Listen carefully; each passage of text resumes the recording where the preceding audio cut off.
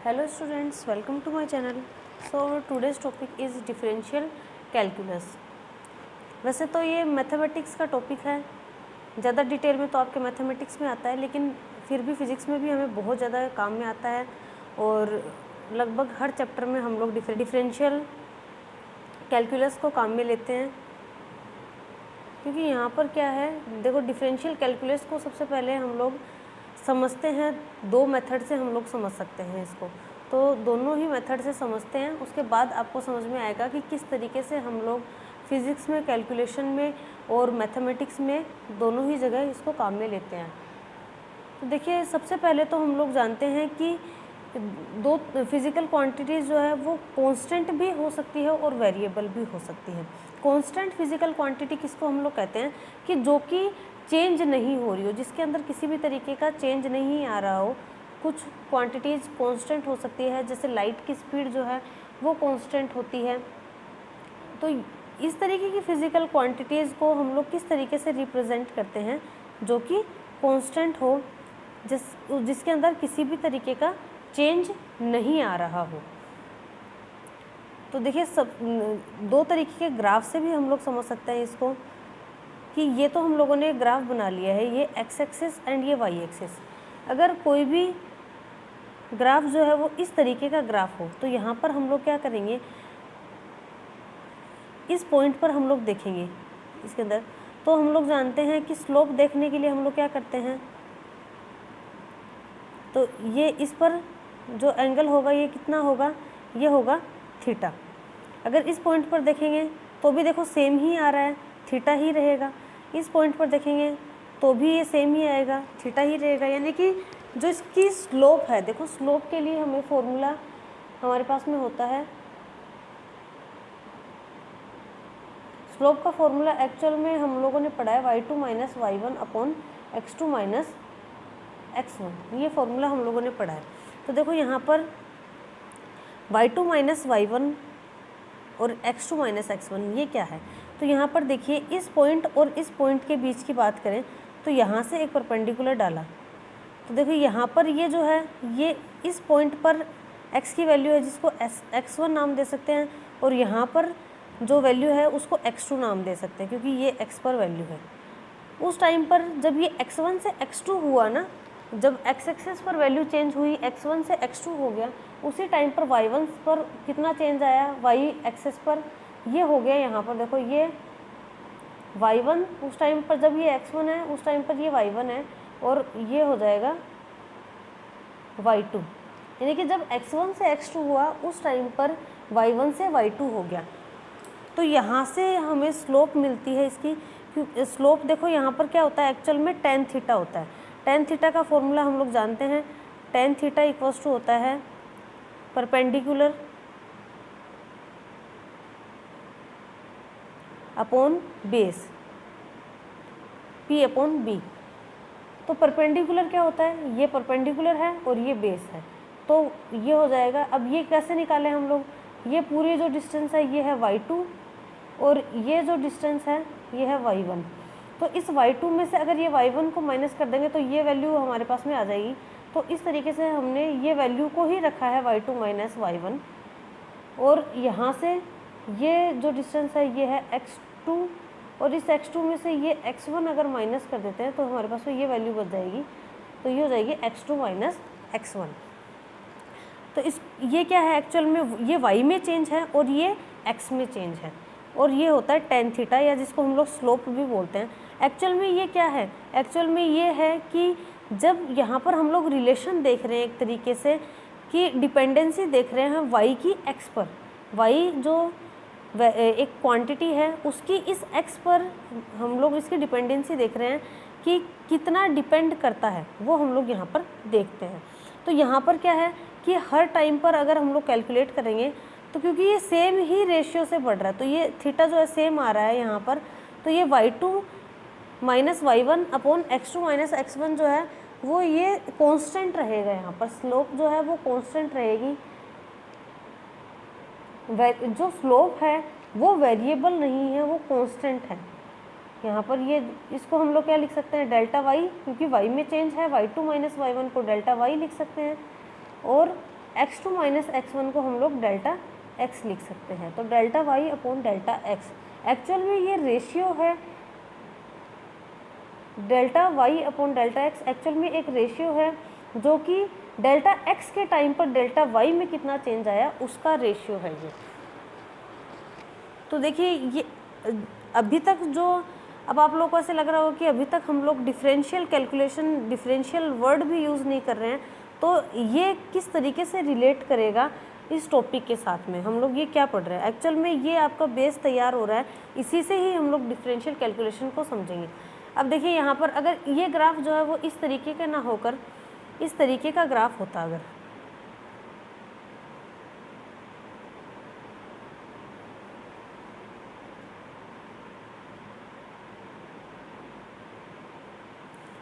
तो यहाँ पर अगर हम लोग को स्लोप देखनी होती तो इस पॉइंट पर स्लोप देखने के लिए हम लोग क्या करते हैं, इस पर एक टेंजेंट बनाते और ये हम लोगों ने निकाल लिया थीटा। अगर यहाँ पर हमें देखनी होती तो हम यहाँ पर एक टेंजेंट बनाते और यहाँ पर हम लोग देख लेते थीटा। अब ये देखो यहाँ पर जो थीटा है ये थीटा 1 मान लो, ये थीटा 2 मान लो, चेंज हो रहा है, बढ़ गया है, थीटा की वैल्यू जो है वो इंक्रीज़ हो गई है। तो यहाँ पर स्लोप जो है वो कांस्टेंट नहीं है, यानी कि चेंज जो है वो सेम नहीं हो रहा हर बार। स्लोप इक्वल्स टू वही y2 minus y1 upon x2 minus x1, ये जो है ये हर बार चेंज आ रहा है, यानी कि इसकी स्लोप चेंज नहीं है। ग्राफ देखो ये कांस्टेंट का नहीं है, यानी कि वेरिएबल tan थीटा जो है यहाँ पर वेरिएबल होगा, बार बार चेंज हो रहा है। अब ऐसे ग्राफ के लिए हम लोग क्या करते हैं, यहाँ ऐसे ग्राफ के लिए ही डिफरेंशियल कैलकुलेशन की ज़रूरत होती है। जब हम लोग इस तरीके से अब आगे के जो पॉइंट्स के लिए देखते हैं तो ये इसका टेंजेंट हो गया, इस पॉइंट के लिए भी यही टेंजेंट होगा, यानी काफ़ी कम डिफरेंस है इनमें। तो ऐसे 2 पॉइंट्स के लिए हम लोग अगर करेंगे y2 माइनस y1, इन दोनों पॉइंट्स के लिए जब टेंजेंट करेंगे तो y2 माइनस y1 और x2 माइनस x1 जो है ये ऑलमोस्ट जो है ये भी लगभग 0 के होगा और ये भी लगभग 0 के होगा, लगभग 0 के होगा। तो इस तरीके का जो डिफरेंस होता है जो लगभग 0 के इक्वल होता है, इसको जैसे जब डिफरेंस ज़्यादा था तब हम लोगों ने इसको डेल्टा y लिखा और डेल्टा x लिखा, लेकिन जब डिफरेंस इतना कम हो कि लगभग 0 के बराबर हम उसको बता सकें, तब यहाँ पर delta x tends to 0, delta y tends to 0, तब हम इसको क्या लिख सकते हैं, slope equals to dy upon dx, dy upon dx। और ये जो हमारे पास में dy अपॉन dx आ रहा है, एक्चुअल में इसी को ही डिफरेंशियल बोलते हैं हम लोग, इसी से ही हम लोग शो करते हैं डिफरेंशियल को। यानी कि डिफरेंशियल क्या है एक्चुअल में, इसमें भी हम लोग रिलेशन ही देख रहे हैं, इसमें भी हम लोग चेंज ही देख रहे हैं कि एक वेरिएबल का किसी अदर फिजिकल क्वांटिटी के साथ में रिलेशन देख रहे हैं कि किस तरीके से चेंजेस आते हैं। अगर एक में चेंज किया जाए तो दूसरे में कितना चेंज आया, वही रेशियो हम लोग ले रहे हैं, यानी कि वही डिपेंडेंसी देख रहे हैं हम लोग, इसके अंदर डिफरेंस देख रहे हैं, बट ये रेट के फॉर्म में है कि कितना चेंज आता है, रेट आता है, rate of y with respect to x। तो हम लोग डिफरेंशियल को क्या लिख सकते हैं,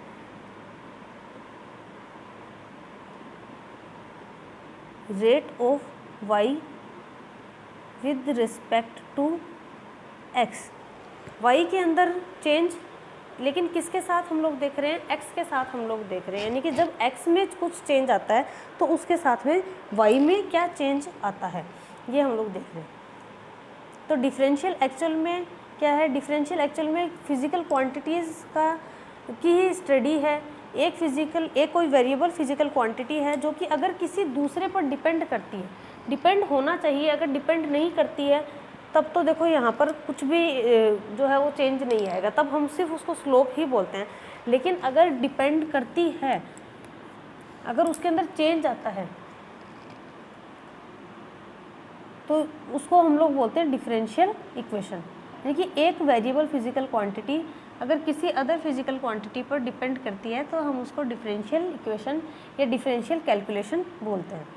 उसका स्टडी करना किसी और के रिस्पेक्ट में, जैसे कि अगर y जो है वो डिपेंड करता है x पर, यानी कि y जो है वो x का एक फंक्शन है, ऐसा हो सकता है ना। ऐसी इक्वेशंस आप लोगों ने इससे पहले भी 10th लेवल तक भी पढ़ी है कि y equals to x square plus x plus 1 ऐसा कुछ पढ़ा हो, तो यहाँ पर क्या है, ये वाई किस पर डिपेंड करता होता है, ये एक्स पर डिपेंड करता होता है।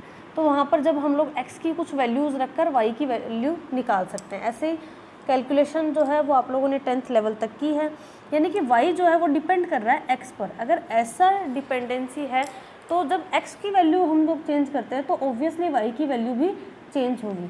तो एक्स में कुछ चेंज करने पर वाई में कितना चेंज हुआ, उसकी रेट, वाई में एक्स में कितना चेंज करने पर वाई में कितना चेंज होता है, उसकी रेट जो होती है एक्चुअल में वही है डिफरेंशियल इक्वेशन।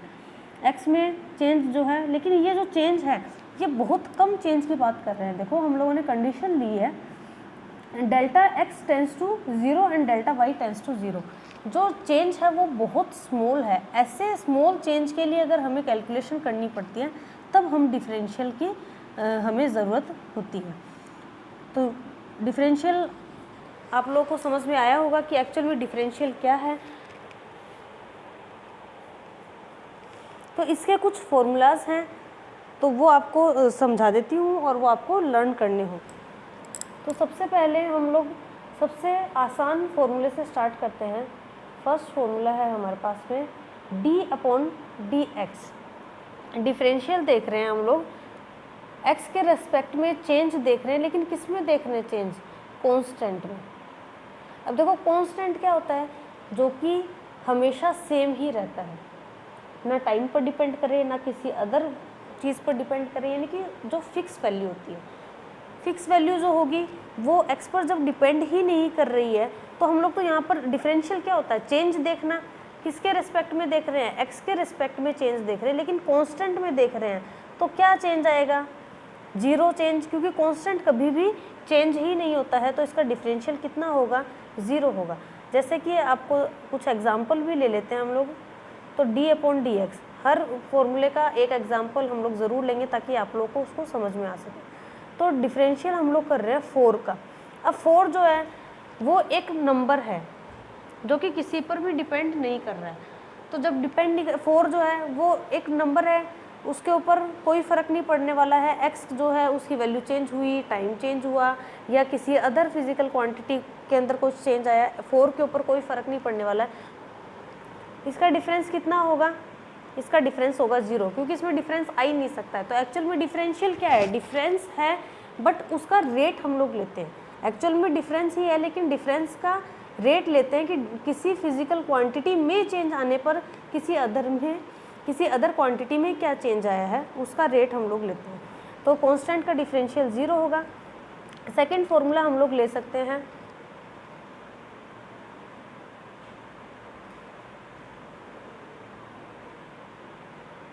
तो हम लोगों ने लिया है c/fx। तो यहाँ पर क्या है, c जो है वो क्या रिप्रेजेंट कर रहा है, कांस्टेंट को रिप्रेजेंट करता है। c इक्वल्स टू कांस्टेंट, हर जगह अब हम लोग कांस्टेंट को c से ही रिप्रेजेंट करेंगे।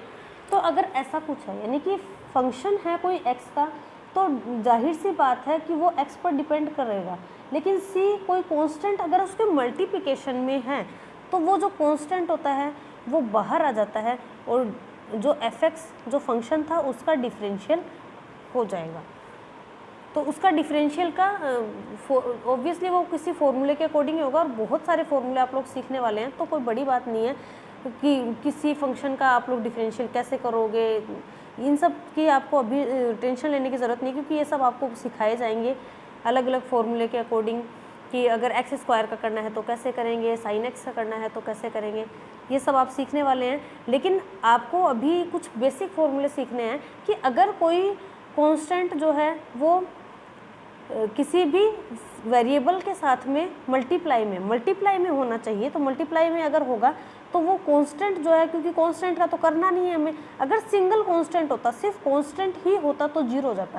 लेकिन ये जो कांस्टेंट है ये किसी फंक्शन के साथ मल्टीप्लाई है, तो ऐसे में ये कांस्टेंट तो सेपरेट हो जाएगा, यहाँ से बाहर आ जाएगा और सिर्फ फंक्शन का डिफरेंशियल हमें करना होता है। जैसे कि इसका भी एक एग्जांपल हम लोग ले लेते हैं। तो d/dx 4 × x²। तो 4x² का अगर हमें डिफरेंशियल करना है x के रिस्पेक्ट में, तो ऑब्वियसली x² है तो वो x से ही रिलेटेड है, तो ऐसे केस में एक्स स्क्वायर जो है वो तो फंक्शन है एक एक्स का, लेकिन 4 जो है वो कांस्टेंट है जो कि इसके मल्टीप्लाई में है। तो क्या होगा, 4 को हम लोग बाहर ले लेंगे, डी एक्स स्क्वायर का हम लोग डिफरेंशियल कर देंगे विद रिस्पेक्ट टू एक्स। तो इस तरीके से हम लोग कर सकते हैं।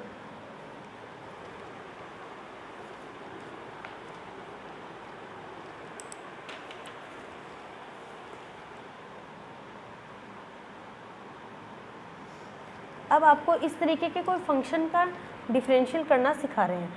तो एक फॉर्मूला आ रहा है आपके पास में, थर्ड फॉर्मूला है हमारा डी अपॉन डी एक्स की पावर n का फॉर्मूला।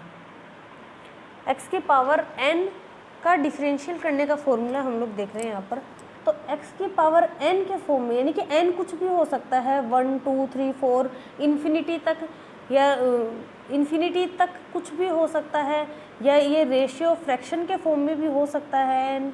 तो n कुछ भी हो, इसका फॉर्मूला जो है वो हो जाएगा हमारे पास में n इंटू एक्स की पावर n-1। जब इसका डिफरेंशियल हम लोग करेंगे, जो n है वो यहाँ आ जाता है और इसकी पावर जो है वो एक कम हो जाती है। तो इस तरीके से ये डिफरेंशियल का फॉर्मूला होता है। अब इसके कुछ एग्जांपल्स हम लोग ले सकते हैं। अगर n = 2 है, जैसे कि हम लोगों ने यहाँ पर लिया था, तो इस केस में क्या होता, d upon D x square का हमें करना है। तो 2 जो है ये तो यहाँ आ जाता और x की पावर 2-1 यानी कि ये हो जाता 2x। तो एक्स स्क्वायर का डिफरेंशियल हो जाएगा 2x। तो इस वाले फॉर्मूले पर आप लोग बहुत सारी प्रैक्टिस कर सकते हैं, ज़्यादा से ज़्यादा प्रैक्टिस कर सकते हैं। कुछ डिफरेंट n की वैल्यूज़ के लिए हम लोग एग्जांपल्स ले लेते हैं। d upon D x 1/x का अगर हमें करना हो, तो यहाँ पर देखिए x जो है ये नीचे की साइड है, ठीक है। तो ये इसको क्या करना होगा, हमें ऊपर ले जाना होगा, क्योंकि ये x जो है 1 में चल रहा है, तो इसको ऊपर लेकर जाएंगे। तो d अपॉन डी एक्स ये हो जाएगा। अब यहाँ पर इसकी पावर 1 है, तो यहाँ पर अगर इसकी पावर 1 है तो ऊपर जाएगा तो इसकी पावर हो जाएगी -1। अब इस n की जगह हमें रखना है -1, बाकी फॉर्मूला वैसा ही रहेगा। तो -1 यहाँ आ जाएगा, x की पावर -1, तो ये हो जाएगा -x की पावर -2, और इसको ये यहाँ माइनस का है तो ये अपोन में भी आ सकता है, तो -1/x² इसका डिफरेंशियल हो सकता है। तो इस तरीके से आप लोग और भी इसके एग्जाम्पल सोल्व करेंगे ताकि इसकी ज़्यादा से ज़्यादा प्रैक्टिस कर सकें।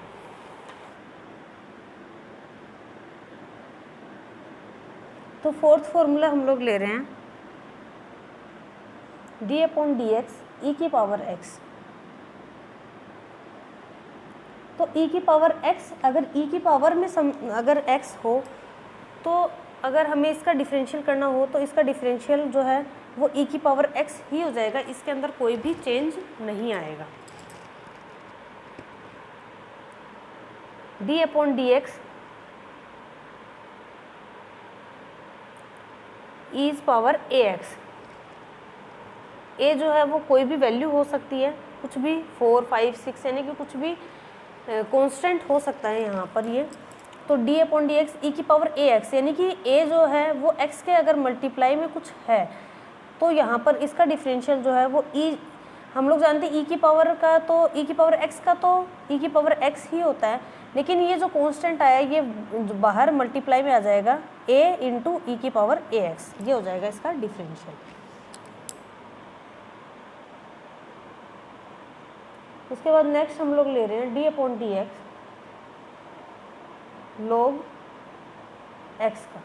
तो log x का डिफरेंशियल जो है वो हो जाएगा 1/x।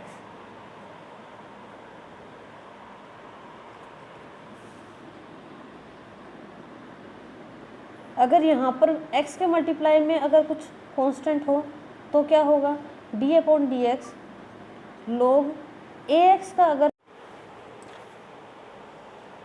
तो यहाँ पर अगर x के मल्टीप्लाई में अगर कुछ हो यानी कि log e ax हो अगर, तो ये जो a है इसका कोई भी चेंज नहीं आएगा, इसका डिफरेंशियल जो है वो 1/x ही होगा। तो कुछ फॉर्मूले हम लोगों ने ले लिए हैं। टॉपिक जो है ये बड़ा है, काफ़ी कुछ है इस टॉपिक के अंदर, बहुत सारे फॉर्मूले हैं।